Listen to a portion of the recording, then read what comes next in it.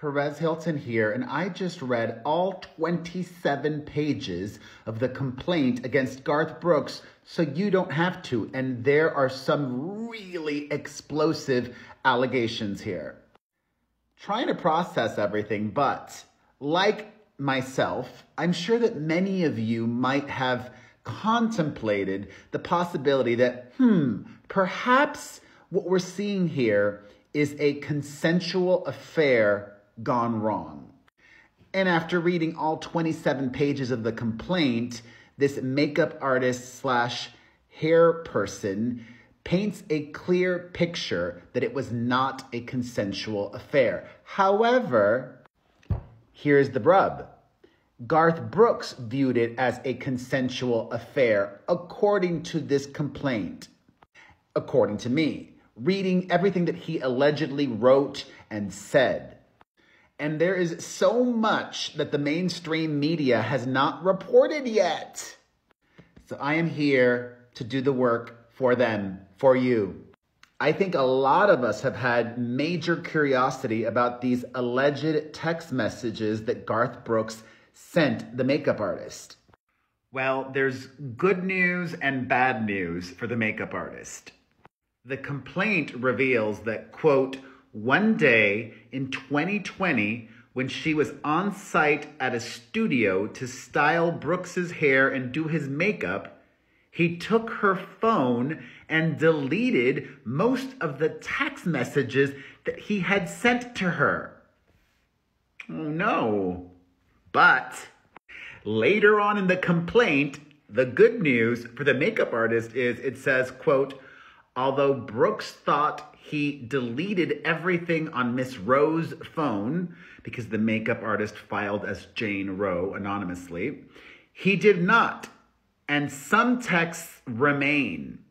Even though he deleted most of the texts he sent her from her phone, most of the texts were gone, but some remain, including those in which he encouraged Miss Rowe to speak in a sexualized manner to him, such as this message referring to his huge stick.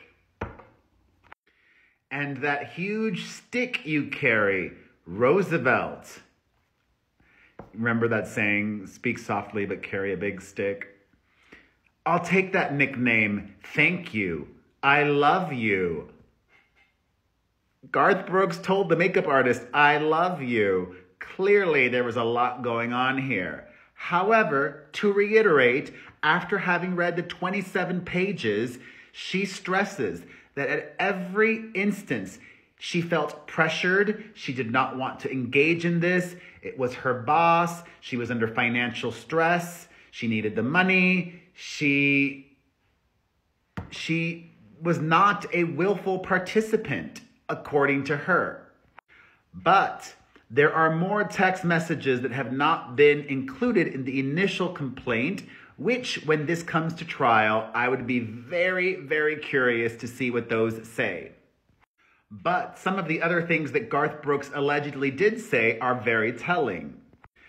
And in addition to the text messages, it seems like this woman might have secretly recorded conversations, which that is illegal in California, but it's not illegal in Tennessee, where the makeup artist and Garth worked together. According to the law in Tennessee, you can record a conversation with another person without that person's knowledge or consent, because Tennessee is a one-party state in this matter. Other states, however, are two-party or all-party states, meaning that all parties have to know that a conversation is being recorded. So those secretly recorded recordings, those conversations could prove damning against Garth Brooks in court. In addition to the multiple instances of SA assault, he would consistently talk explicitly to this makeup artist. For example, telling her that he had, quote, effed multiple women in every corner of a hotel room, white, black, brown, or whatever, on every surface. On multiple instances, Garth would stare at her breasts and then touch her breasts and pressure her to expose them, to open her shirt, to allow him to physically touch her breasts, to arouse himself, after which he would then take care of himself. Self-pleasure. Regarding this, Brooks said he would take care of himself. He also told Miss Rowe he could not let her see because, quote, when I come, it's gallons.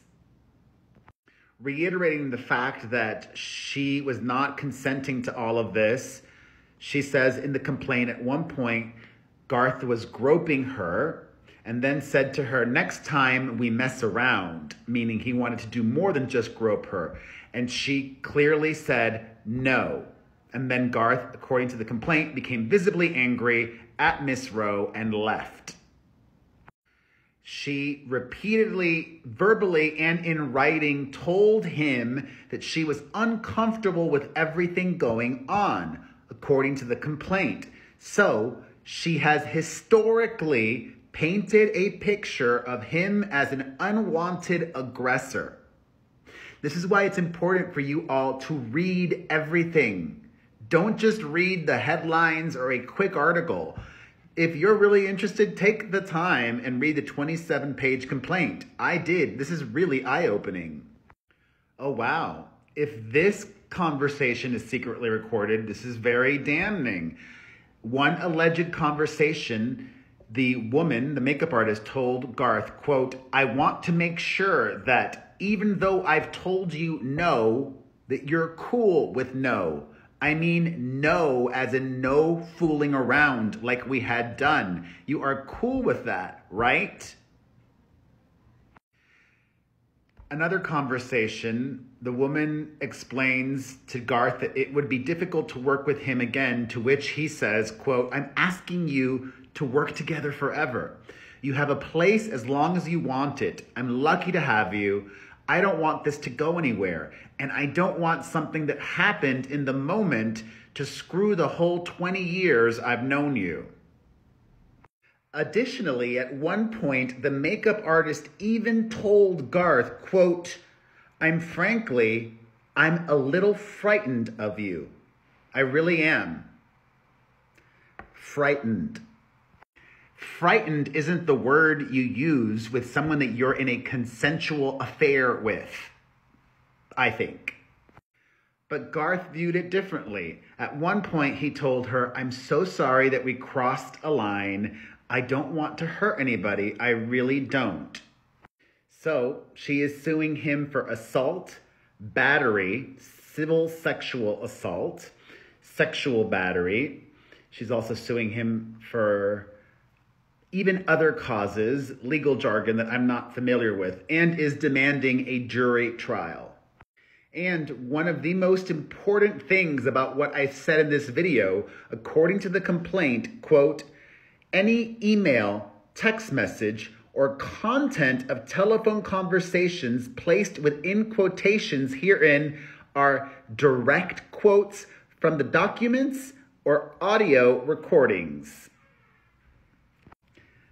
And as I told you all earlier this week, when denying the allegations, Garth Brooks did not confess to having an affair. He did not admit to any kind of intimate relationship with this woman, and I think that was a grave mistake.